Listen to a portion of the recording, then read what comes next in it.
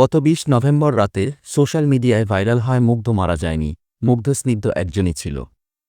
অনেক নেটিজেন দাবি করছেন স্নিগ্ধে মুগ্ধ ছিল, কিন্তু হঠাৎ এমনটা কেন বলছেন তারা? কোটা সংস্কার আন্দোলন চলাকালে গত ১৮ জুলাই রাজধানীর উত্তরার আজমপুরে গুলিবিদ্ধ হয়ে নিহত হন মুগ্ধ। কিন্তু এতদিন পর হঠাৎ কেন তার মৃত্যু নিয়ে ধোঁয়াশা সৃষ্টি হয়েছে ফেসবুকে? আসলেই কি মুগ্ধ মারা যায়নি? এখন জানব এর রহস্য।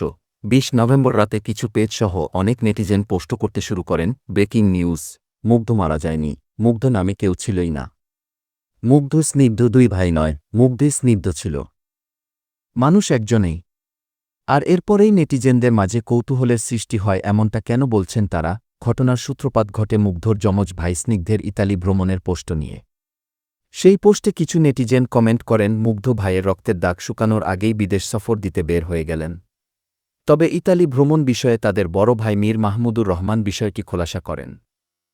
তিনি জানান, মীর স্নিগ্ধর জুলাই এর ৩ তারিখে ইতালিয়ান এম্বাসিতে উচ্চতর শিক্ষার জন্য ফুল ফান্ডেড স্কলারশিপ এর অফার লেটার সহ তার পাসপোর্ট এবং সকল কাগজপত্র জমা দেয়া ছিল, যা সম্পূর্ণ তার নিজের যোগ্যতায় অর্জিত। একটু খোঁজ নিয়ে দেখুন তা কতটা কষ্টসাধ্য। মীর মুগ্ধর ও একই ইচ্ছা ছিল যে মীর স্নিগ্ধর পর সে ও সেখানে একইভাবে যাওয়ার এবং দুজনে একসাথে সেনজেন অন্তর্ভুক্ত দেশগুলো ঘুরার। কমেন্ট করা নেটিজেনদের উদ্দেশ্যে তিনি যোগ করে বলেন, যেখানে মীর স্নিগ্ধ তার কষ্টার্জিত অর্জনকে উপেক্ষা করে ইতালি থেকে তার সকল কাগজপত্র নিয়ে দেশের জন্য আবার চলে এসেছে, সেখানে এ ধরনের কথাবার্তা খুবই দুঃখজনক।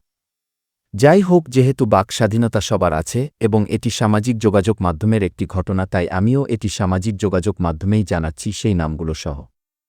সরকার পতনের পর আওয়ামী লীগ অনেকটাই গুজব নির্ভর হয়ে পড়েছে। আর এসব গুজবের জন্য মানুষের মাঝে বিভ্রান্ত সৃষ্টি হচ্ছে। মীর মুগ্ধ ও স্নিগ্ধ ইস্যুটিও গুজব ছাড়া আর কিছুই না। যারা এই বিষয় নিয়ে পোস্ট করছেন তাদের প্রোফাইল ঘেঁটে দেখা যায় সবাই আওয়ামী লীগের সাথে জড়িত ছিলেন এবং ৫ আগস্টের পর থেকেই তারা বিভিন্ন গুজব পোস্ট করছেন সোশ্যাল মিডিয়ায়।